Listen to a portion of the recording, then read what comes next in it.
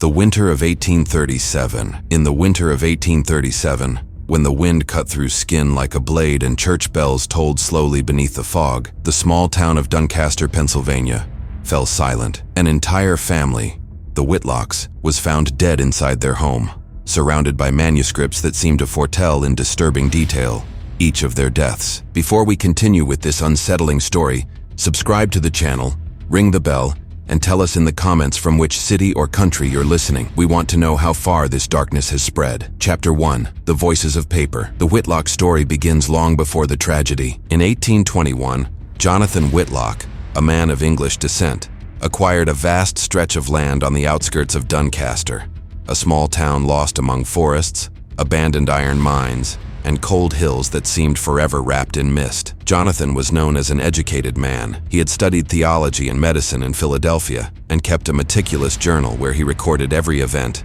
every dream, every family illness. Neighbors said he wrote as if he were praying, but the elders, the lumbermen and miners who lived nearby, whispered something else, that Jonathan wrote to protect himself from something. The Whitlock farm, now only ruins, had been built over the remains of an old Quaker colony, dissolved after a typhoid outbreak in 1792. In the house's basement, documents from that time still existed: sermons, confessions, and a small leather-bound notebook with no title. Inside, someone had written strange phrases. The name that repeats is the one that brings death. The pen knows before the body yields. No one writes without paying. Jonathan found that notebook in 1833 and began calling it the Black Ledger. It was just an old diary, or so he thought. But weeks later, he began to record strange dreams in which he saw members of his own family falling ill or vanishing. Over the months, those dreams began to happen exactly as described. The cold that wouldn't leave. The winter of 1837 was the harshest of the decade. The snow arrived in November and never left. Roads froze,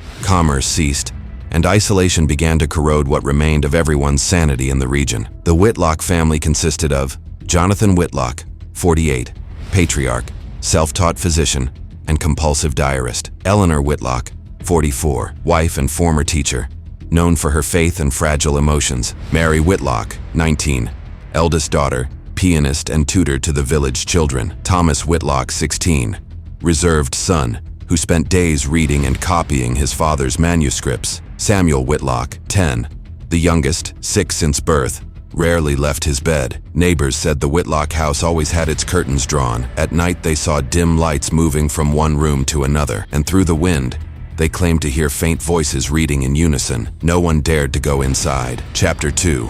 The Manuscript and the Mirror. In January 1837, Jonathan began a new notebook. At the top of the first page, he wrote, "This is the final record. May God forgive me if destiny is the work of my own hand." The manuscript starts as a normal diary, describing the children's health and the unending cold. But on the following pages, there appear detailed descriptions of events that had not yet occurred. The records. An entry dated January 2nd read, "Mary dreamed she walked through the snow and saw someone's reflection in the window glass. When she turned, the reflection kept looking. She woke up screaming. She said the reflection had my eyes." On January 4th, Jonathan wrote, "Thomas hasn't left his room in 2 days. He writes without stopping. The words seem to come before the thought. When I ask what he's writing, he says, 'It's not me.'" On January 6th, a disturbing note. Samuel coughed blood. Before that, Mary wrote in her diary, "Samuel will bleed tomorrow." How did she know? The collective effect. The manuscripts multiplied. Each family member seemed to write compulsively, sometimes the same event, from different perspectives. But the most terrifying part, the texts began to coincide. The same sentences, the same grammatical errors, the same descriptions, copied into journals kept in different rooms. Eleanor, the mother, tried to burn some of the notebooks, but Jonathan stopped her. He believed it wasn't madness, but prophecy, a divine manifestation, a warning. Neighbors remembered seeing him preaching from the porch amid the blizzard. "To write is to know what has already been written. We are merely the echo of what God scribbled before us." Chapter 3. The Book That Writes Back. In the spring of 1837, when the snow began to melt, the first rumors reached town. No one had seen the Whitlocks anymore. The chimney smoke had stopped, and at night, from the valley, came a metallic sound, like quills scratching wood. A farmer named Edgar Tully was the first to enter the property. He found the door open, the windows frozen from the inside, and a smell of ink and burnt wax. In the main hall, upon a large table, lay 8 open notebooks. Each contained a different description of the same scene. They enter through the door and see our bodies, the ink still wet.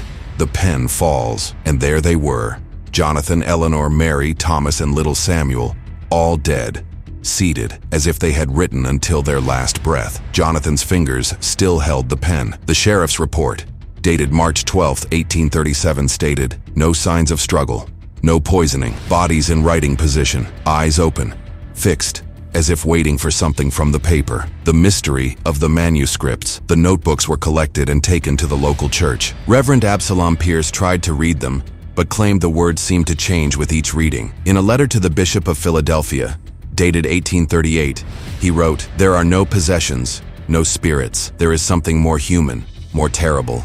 Certainty." They wrote their own fate until it came true. Some modern historians believe the Whitlocks suffered from a severe form of collective delusion, a literary hysteria, perhaps triggered by isolation, religion, and extreme cold. Others suggest Jonathan, studying medicine and hypnosis, might have induced his family into states of trance and deep auto-suggestion. Yet what remains inexplicable is the precision of the descriptions, times, words, and details confirmed by neighbors. Chapter 4. The Last Manuscript. Among the notebooks found, there was one not listed in the official inventory. Known only as Manuscript 9, it was locked in a chest sealed with wax and iron. When opened in 1842 by researchers from Harrisburg University, the pages were nearly illegible, but on the final leaves, still readable, it said, "He who reads continues. The act of reading is the act of writing. The name shall be yours." The text listed a sequence of names, not only the families but also those who would find the bodies, those who would read the records, and those who would tell the story. When the reader knows, the circle closes. What was written becomes heard, and what is heard becomes written again. After reading it, 2 of the researchers reported chronic insomnia and auditory hallucinations. One of them, Professor Henry Dallard, was found dead in 1843. On his desk, a single note: "I dreamed of Jonathan. He asked me to keep writing." Chapter 5. The pen never sleeps today. The original Whitlock manuscripts are missing. They were last seen in 1899 in the private collection of antiquarian Miles Corbett, who died the following year, leaving the vault sealed.